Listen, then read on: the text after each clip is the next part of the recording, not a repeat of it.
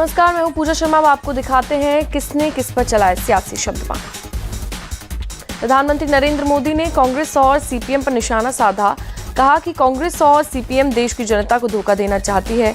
केरल में दोनों एक दूसरे के दुश्मन हैं, लेकिन केरल से बाहर निकलते ही दोस्त बन जाती हैं। इंडिया अलायंस की मीटिंग में इन दोनों पार्टियों के लीडर्स एक दूसरे के साथ बैठकर चाय और समोसा खाते हैं।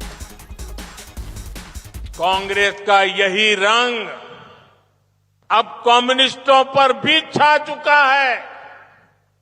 केरला में उनकी भी सरकार इसी मॉडल पे चल रही है, क्योंकि ये लोग केरला में तो एक दूसरे के दुश्मन है, लेकिन केरला के बाहर बाकी देश में ये एक दूसरे के बीएफएफ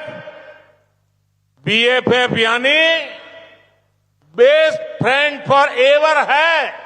केरला में ये लोग एक दूसरे पर हत्या का आरोप लगाते हैं। ये लोग कांग्रेस के युवराज को केरला से बाहर रहने की नसीहत भी दे रहे हैं, लेकिन केरला के बाहर ये इंडी गठबंधन की बैठक में कम्युनिस्ट और कांग्रेस साथ साथ बैठते हैं, बगल बगल में बैठते हैं, समोसा खाते हैं, बिस्किट खाते हैं, चाय पीते हैं।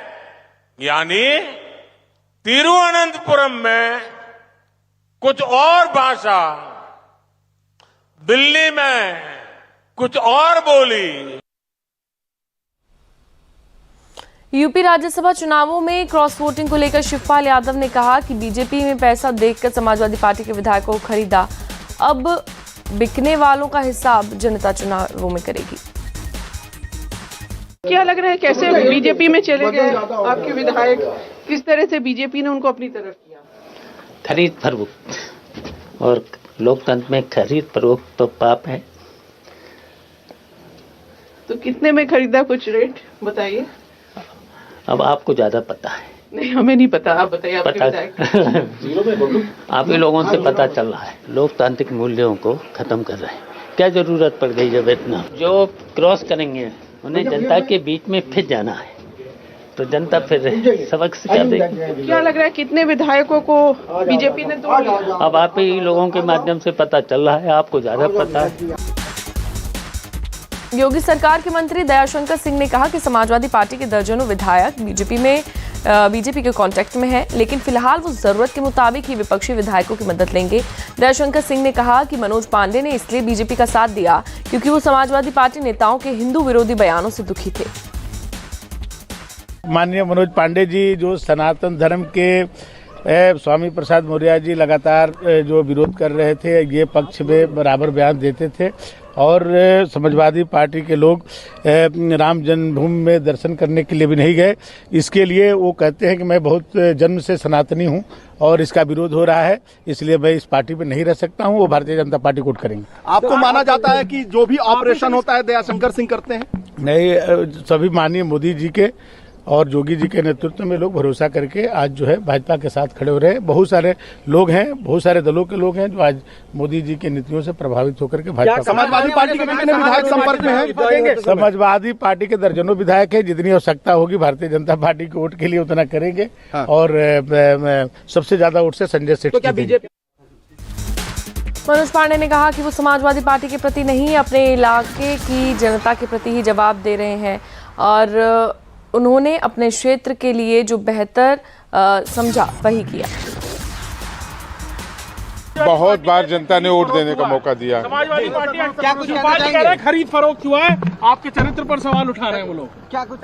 चलिए ठीक है, कुछ नहीं, कोई कमेंट नहीं। No comments, no comments, no comments, no आरोप पर बता दीजिए। No comments. राजनीति में है तो आरोप लगेंगे। हम जनता के लिए चुन के आए हैं, और जिस भगवान रूपी जनता ने हमें चुना है उसके लिए केवल हमें सोचना है। आप सांसदी का चुनाव लड़ेंगे आप भाजपा से? चलिए ठीक है। वोटिंग के बाद पल्लवी पटेल ने अखिलेश की लीडरशिप पर नाराजगी का इजहार किया, लेकिन ये भी कहा कि उन्होंने रामजी लाल सुमन को वोट दिया है क्योंकि वो पीडीए के प्रति कमिटेड है। नहीं, मेरी नाराजगी जैसी कुछ नहीं थी। जब राज्यसभा के प्रत्याशी आए तो मुझे लगा कि हम जिस नारे की बात कर रहे हैं वो शायद पूरी तरह से धरातल पे नहीं उतरा है, तो मैंने अपनी बात कही और मैं पीडीए के लिए प्रतिबद्ध हूँ। आपने जो आपका ऑब्जेक्शन था उसके बाद किसको वोट? मेरा वोट पीडीए के लिए है, रामजीलाल सुमन जी के लिए है। ये कहा जा रहा था कि कुछ अखिलेश यादव से आपकी फोन पे कुछ बहस हो गई, उन्होंने कह दिया कि आपके वोट की जरूरत नहीं, आप बीजेपी को वोट कर दीजिए। हाँ, हो सकता है उनको मेरे वोट की जरूरत नहीं, लेकिन पीडीए को मेरे वोट की जरूरत है। उन्होंने आपसे ये कहा कि उनको वोट की जरूरत नहीं, ये तो आपने बताया मुझे। बात तो आप ही से हुई ना। नहीं, मैंने ये नहीं बताया कि मेरी क्या बात हुई, ये आपने मुझे बताया तो मैंने उसका उत्तर दिया आपको। लेकिन आपने मतलब जो ये वोट किया तो आपको लगता है कि जरूरी है यहाँ पे उत्तर प्रदेश में पीडीए के लिए लड़ाई लड़ने, इसलिए वोट दिया। लेकिन आपको कहीं ना कहीं, क्योंकि आप समाजवादी पार्टी के टिकट से चुनाव जीती हैं, आपको लगता है कि समाजवादी पार्टी इस चुनाव को ठीक से नहीं लड़ पाई, जो तीसरा उम्मीदवार था उसके लिए वोट वो इकट्ठे नहीं कर पाई, अपने विधायक उनके क्रॉस वोट कर रहे हैं? देखिए, मैं सच कहूँ तो रामजीलाल सुमन जी ने मुझसे वोट नहीं मांगा, लेकिन मैं पीडीए के लिए प्रतिबद्ध हूँ तो मैं अपना वोट देने आई हूँ क्योंकि मेरी जिम्मेदारी है। नहीं, मेरा उस पर कोई कमेंट नहीं है और मैं अपनी प्रतिबद्धता और अपनी जिम्मेदारी की बात करूँगी। जनसत्ता दल के विधायक राजा भैया ने कहा कि उन्होंने बीजेपी कैंडिडेट को वोट दिया, साथ ही कहा कि बीजेपी के 8 उम्मीदवार चुनाव जीत जाएंगे। फिर से दोहरा दे रहे हैं, भारतीय जनता पार्टी के 8 प्रत्याशी विजयी होंगे। अच्छा, कितने लोगों ने अपने अंतरात्मा की आवाज सुन के बीजेपी के पक्ष में वोट किया है? देखिए, हमने तो दिया है जी, जनसत्ता दल ने दिया है, विनोद सरोज ने दिया है, और समाजवादी पार्टी से? अब वो आप उनसे पूछिए। हिमाचल प्रदेश के मुख्यमंत्री सुखविंदर सिंह सुक्खू ने कहा कि बीजेपी ने कांग्रेस के विधायकों को डराया धमकाया, उनसे व्हिप का वायलेशन करवाया जो चुनाव आयोग के नियमों के खिलाफ है। और हमने तो व्हिप जारी कर रखा था, उनके पास तो मेजॉरिटी नहीं थी, हमारा तो व्हिप जारी है और जो हमारे विधायक थे हमने तो वोटिंग करनी थी। अभी भी आप गिन लेते, व्हिप जारी होने के बाद जो सत्ता पक्ष के विपक्ष के विधायकों कितने हैं?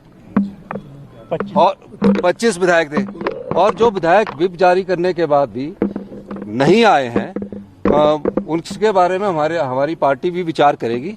और निश्चित तौर पर मैं कह सकता हूं कि आज जिस प्रकार भारतीय जनता पार्टी ने हमारे विधायक को धमकाने की जो कोशिश की है, कांग्रेस पार्टी उसका विरोध करती है। हिमाचल प्रदेश की कांग्रेस अध्यक्ष प्रतिभा सिंह ने माना कि कुछ विधायक पार्टी से नाराज हैं, लेकिन उन्होंने बीजेपी पर पैसे की मदद से विधायक तोड़ने का इल्जाम लगाया। सुक्खू सरकार के खिलाफ अविश्वास प्रस्ताव लाने की अटकलों पर प्रतिभा सिंह ने कहा कि कांग्रेस के पास बहुमत है और उनकी पार्टी आसानी से अविश्वास प्रस्ताव को हरा देगी।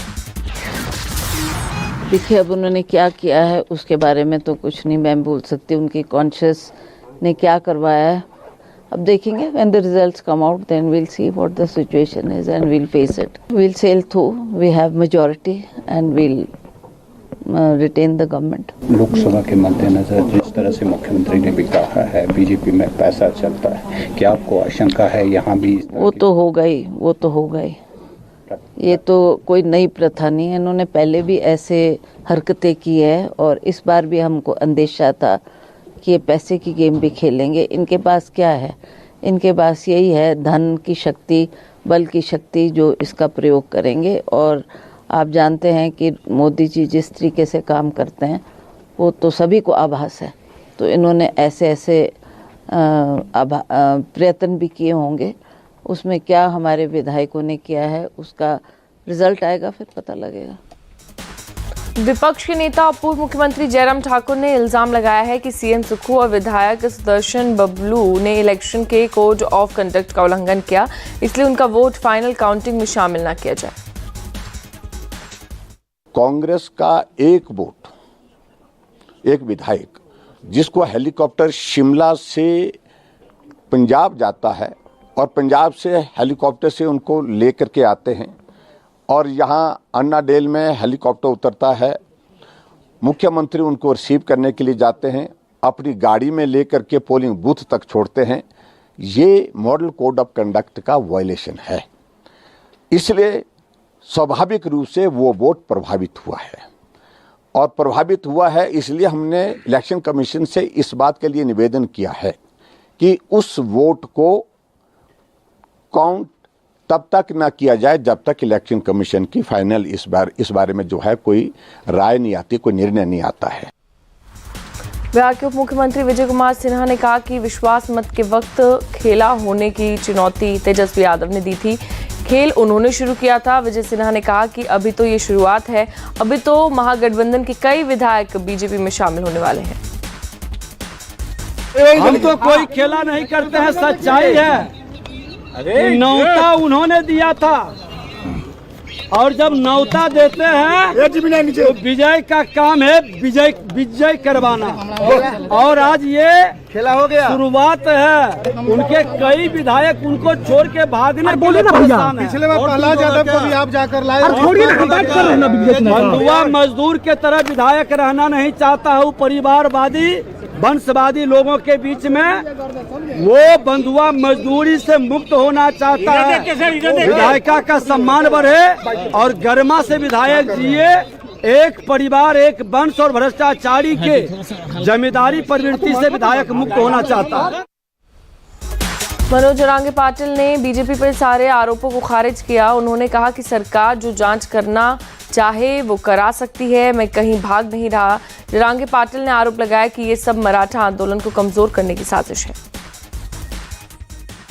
मैं मराठा प्रामाणिक से काम कर रहा हूँ, इसलिए उन्होंने वो षड्यंत्र, मैं मराठा के लिए काम नाही केलं पाहिजे इसलिए, और 10% आरक्षण जो दिया है वो घे म्हणते तो हम ओबीसीतून हमारी मांग है वही हमको चाहिए, इसलिए वो कर ठीक है, मैं तैयार है।